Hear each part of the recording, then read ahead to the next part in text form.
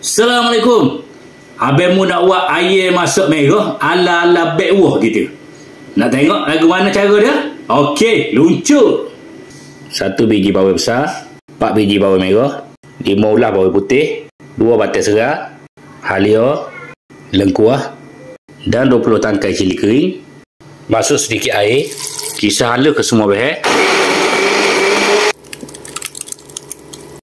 Gaul air dengan sedikit garam dan kunyit debu. Gaul sebati. Step mula-mula goreng air separuh masak. Okey, jom kita buat air bedah. Tumis bawang. Kisar halus.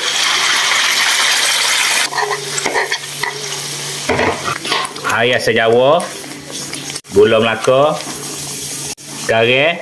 Sedikit gula. Masuk ke air. Abang mu campur air dengan telur. Sedikit serbuk perasa. Okey, nampak nak masak dah tu. Bahan last sekali kita tabur bawang besar yang kita potong bulat.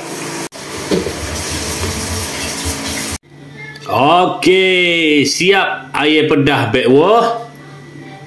Terima kasih kepada yang menonton. Jangan lupa komen, like, subscribe, share. Terima kasih kepada yang menonton. Assalamualaikum.